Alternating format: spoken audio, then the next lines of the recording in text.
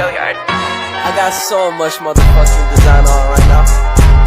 Break it down, bring it back, make it clap. I got 3 old thoughts, new block, wear that thing. Bitches on my line, and you know. Assalamualaikum warahmatullahi wabarakatuh. Perkenalkan, nama saya Mutia Ajahra dari kelas 8A. Izinkan saya untuk mempresentasikan tugas ujian praktek SKI yang berjudul Peran Ilmuwan Muslim dalam Memajukan Kebudayaan dan Peradaban Islam pada Masa Dinasti Ayyubiyah. Terima kasih. Kemajuan peradaban dinasti Al-Ayyubiyah. Para tokoh dalam ilmu pengetahuan. A. Musa ibnu Maimun atau Maimonides. Musa ibnu Maimun atau Maimonides dilahirkan di Cordova pada tahun 1135. Kemudian bersama keluarganya meninggalkan negeri ini menuju Kairo pada tahun 1165 karena kondisi yang sangat rawan. Dikarenakan kondisi yang sangat rawan akibat serangan dari pasukan Kristen. Musa ibnu Maimun adalah seorang Yahudi yang terkenal sebagai ahli filsafat dan ilmu ketuhanan yang dikenal sepanjang zaman. Ia juga terkenal sebagai ahli pengobatan di lingkungan tabib Yahudi. Musa ibnu Maimun di Kairo menjadi dokter pribadi Salahuddin al-Ayyubi dan anaknya. Dia juga mengarang sebuah buku aforisme yang memuat kritik-kritik terhadap buku Galen. Dia juga menyusun sebuah buku yang berjudul Dalalah al-Haizin, yaitu sebuah pedoman bagi orang yang ragu. Abdul Latif atau Ibnu al-Baitar. Abdul Latif adalah seorang tokoh di bidang kedokteran. Sebelum bermukim di Kairo, ia pernah tinggal di Baghdad. Ketika itu, ia menyaksikan bencana kelaparan dan gempa bumi di Mesir pada tahun 1200 sampai 1202 Masehi. Spesialis Abdul Latif adalah sebagai seorang dokter hewan dan medikal. Maka dalam bahasa Arab, dokter hewan asal Eropa banyak yang belajar kepada Ibnu al-Baitar. Ia sering mengadakan penelitian tentang wabah penyakit untuk ramuan obat. Karya tulis yang terakhir berjudul Aqrabadin.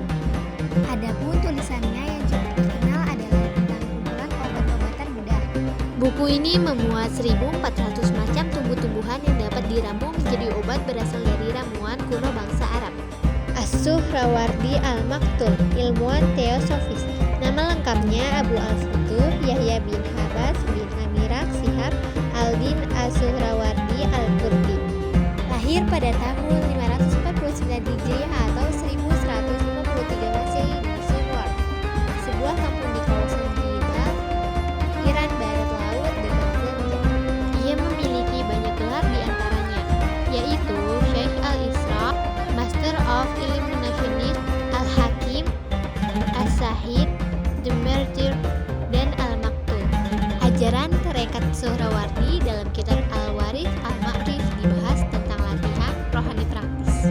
Dalam ajaran tersebut terdiri dari satu ma'rifat, yaitu mengenal Allah melalui spesifik cara, dua faqr, yaitu tidak memiliki harta seorang meninggalkan tidak akan sampai tujuan kecuali jika sudah melewati tahap kejujuran. 3. Tawakal, yaitu mempercayakan segala urusan kepada Allah. 4. Mahabbah, yaitu cinta kepada Allah. 5. Fana dan baqo. Fana artinya akhir dari perjalanan menuju Allah, dan baqo artinya awal dari perjalanan dalam Allah.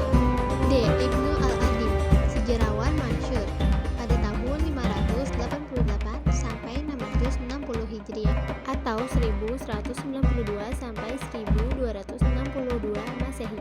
Nama lengkapnya Kamaluddin Abu al-Qasim Umar bin Ahmad bin Haibatullah bin Abi Jaradah al-Aqil. Berasal dari Bani Jaradah yang bermigrasi dari Basrah ke Aleppo. Dari Basrah ke Aleppo dikarenakan wabah penyakit. Al-Adim juga lahir di Aleppo. E. Al-Busiri, sastrawan penulis qasidah Burda.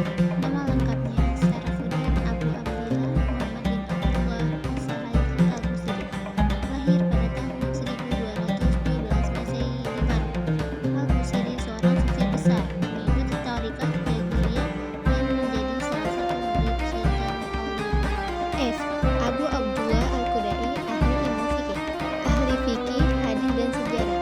Beberapa karyanya adalah Ash-Shihab, Sanadus Shihab, Manaqib al-Imam al-Syafi'i, Anba al-Anbiya, Uyun al-Ma'arif, Al-Mukhtar fi Zikir, Al-Qutat wal Al-Asar, buku sejarah Mesir. Sekian dari presentasi saya, kurang lebihnya mohon maaf. Saya akhiri. Wassalamualaikum warahmatullahi wabarakatuh.